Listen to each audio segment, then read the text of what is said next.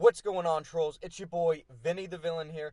Just wanted to take a little bit of time to acknowledge the huge news that was dropped not that long ago by Sony's Mark Cerny.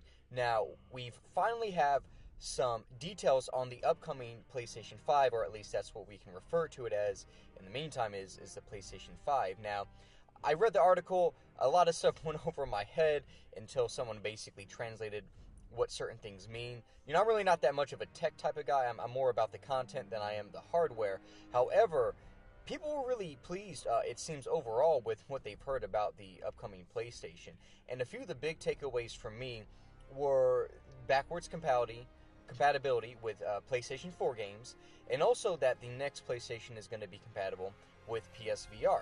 And that's great news for a lot of us PS4 owners who invested so much time and money into the PS4 as well as the PSVR, knowing that we'll be able to take that on over to the next system and that our money was well invested is great. And this is really due to the fact that the next PlayStation is based off of the same architecture as the current PlayStation. And so this allows people to have that backwards compatibility. Now, will it be limited to only PS4 games, or is it going to be open up to PS3, PS2, and even PS1? That remains to be seen. Maybe it will be, maybe not. Not really hoping for it. I'm fine with the PS4 games. That's what my library is now. But hey, I couldn't be mad if they open it up to all the other generations as well. Now, something that I thought was really interesting was just the fact that they decided to discuss this subject in this way. The timing, was very interesting in a time period where Sony's really not dropping any news, and they're saying that they're going to not be at this year's E3.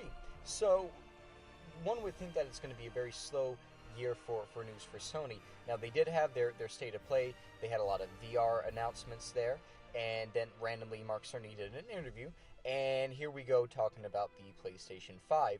Things are looking very promising next generation for Sony fans. I think that Xbox has, it's a restart, right? It feels really going to be able to take time to show us why he has the position he has. But Sony's not playing around. They're coming in to go hard right from the get-go.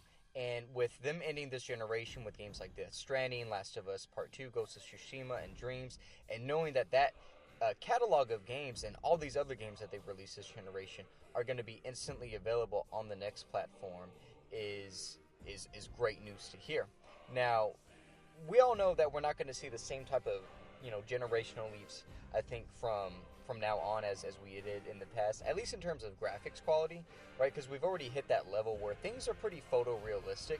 Obviously, they could push it more, but there aren't going to be as many leaps and bounds. So what needs to happen here is they need to be able to offer us a lot of different unique services and features thanks to this hardware, and even allowing games to be deeper. I think that's really the next step with next generation, is not so much how it looks, but also the depth of the mechanics and the logic and whatever else you want to say about a game that is just so much more deeper than it has ever been before. And that's something really exciting to anticipate. We see games like Cyberpunk 2077, hearing about how deep it's going to be. We just got the release of Red Dead Redemption not that long ago, and that game you can easily get lost in a game like that. So to imagine what games similar to those would be like next generation is very exciting, especially when you have technology that is going to allow for quicker load times, better lighting techniques, and so many other things that, who knows what it's going to be. But anyways, guys, that's going to do it for this video. Like I said, just want to dip my toes in on this one. I'm really excited here. This was a nice move from Sony, getting the spotlight on them. Xbox announced their discless Xbox. It didn't cause a lot of waves. It ended up being a higher price point than what I anticipated at $250 instead of $200.